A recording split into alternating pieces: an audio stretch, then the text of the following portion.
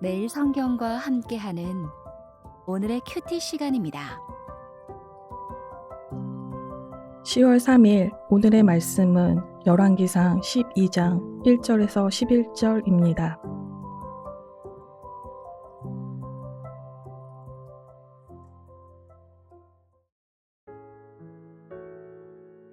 르호보암이 세겜으로 갔으니 이는 온 이스라엘이 그를 왕으로 삼고자 하여 세겜에 이르렀음이더라.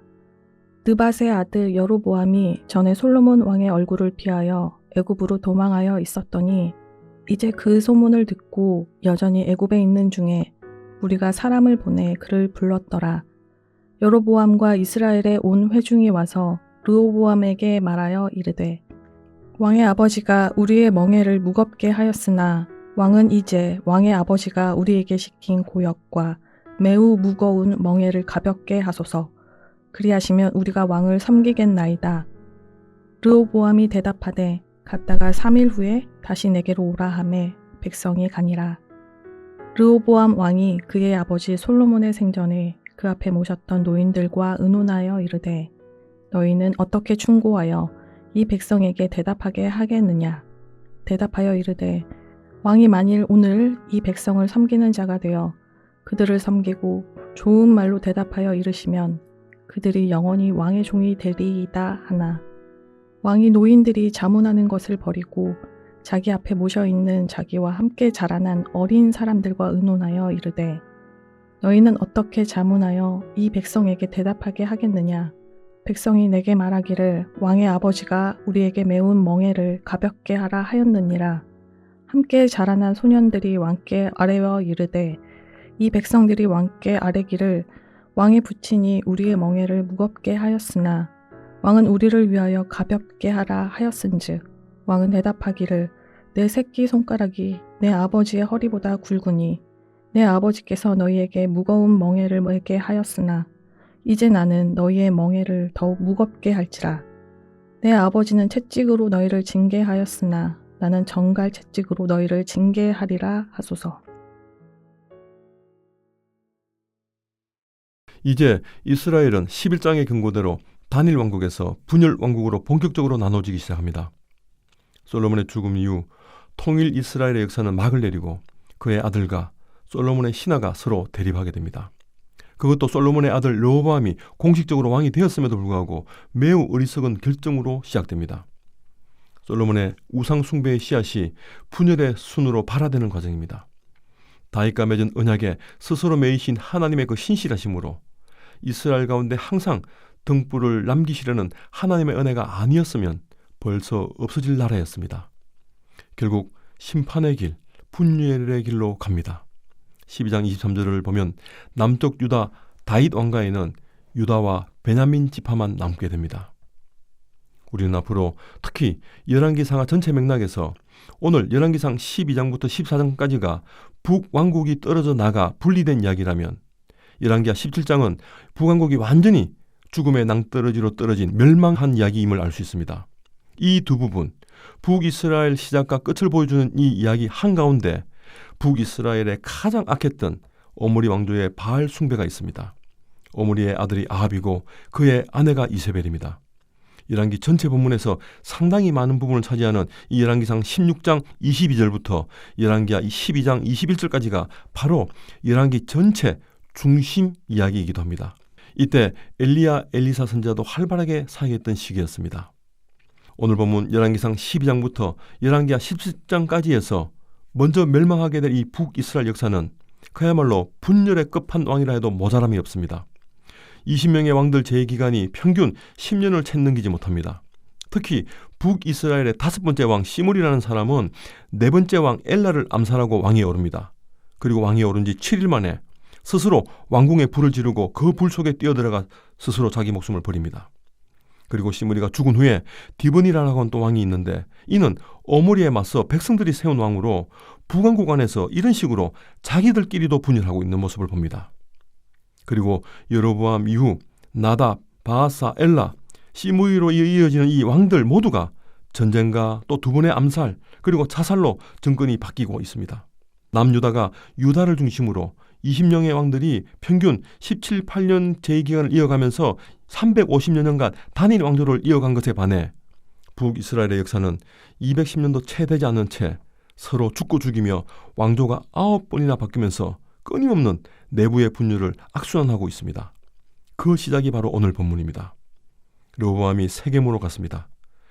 자신이 솔로몬 왕위를 이어받은 후계자임을 10개 지파로부터 추인받을 필요가 있었던 것입니다. 사무엘하 5장 3절을 보면 북쪽 지파 사람들이 예전에 다윗과 언약을 맺은 적이 있었고 세겜에서의 만남은 그들의 충성을 확인하기 위한 장소로 적당했을 것입니다. 세겜은 예루살렘에서 북쪽으로 대략 64km 떨어진 곳이며 북쪽 지파 사람들이 선호했던 장소였습니다. 역사적으로도 이곳은 왕의 즉위식 장소로 매우 적당한 장소였습니다. 이곳은 아브라함이 하나님을 만났던 장소이고 야곱이 거주했던 곳이며 요셉이 매장된 장소이기도 합니다. 또 주요 두 대로가 교차하는 곳이기도 한 이 세겜은 이스라엘 백성들이 약속의 땅 들어간 후 여호수아 공동체가 에발산과 그리심산 사이 계곡에 위치한 이곳에서 시내산 언약, 모세율법을 지키겠다며 언약을 갱신한 신성한 곳이기도 합니다.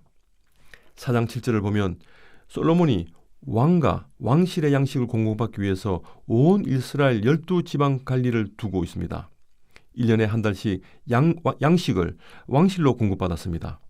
이때 북쪽 10지파에게만 이 의무를 부과했습니다. 노역도 마찬가지였습니다.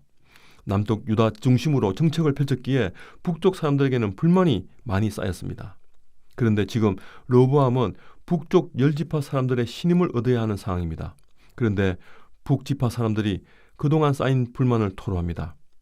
북쪽 사람들과 소통도 원활하게 하지 않고 또 이미 사무엘하 5장에서 다윗이 북지파 장로들과 맺은 약속을 솔로몬은 지키지 않았습니다.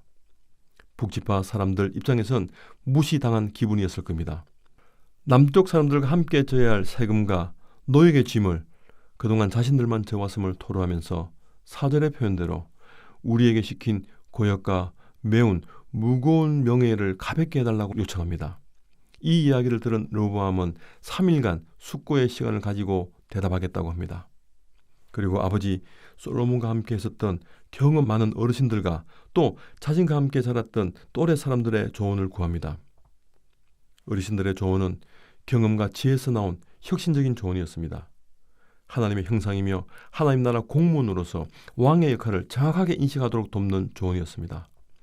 백성을 진심으로 섬기는 자가 되면 백성이 왕을 전심으로 섬긴다는 말이었습니다. 우리가 보통 리더십 이론에서 능력이 있고 의욕도 있는 사람은 위임하면 됩니다. 의욕도 없고 능력도 부족한 사람은 손을 잡아 이끌어야 합니다. 물을 먹을 수 있는 데까지 데려가야 합니다. 그런데 의욕이 있는데 능력이 부족하거나 능력이 있는데 의욕이 부족한 사람들은 참여시켜야 되고 이해시켜야 되고 설득의 과정이 필요합니다. 이러한 리더십의 모든 토대가 되는 리더십이 바로 예수님의 섬기는 리더십입니다. 지금 르호보암에게는 바로 이런 섬김의 리더십이 필요했지만 어르신들의 조언을 저버리고 자기 또래 조언을 좋게 여기며 이스라엘 전체를 섬기겠다는 왕으로서의 자세를 드러내지 못하고 있습니다. 백성들의 고통에 무관심한 공감 무능력자의 모습을 보입니다.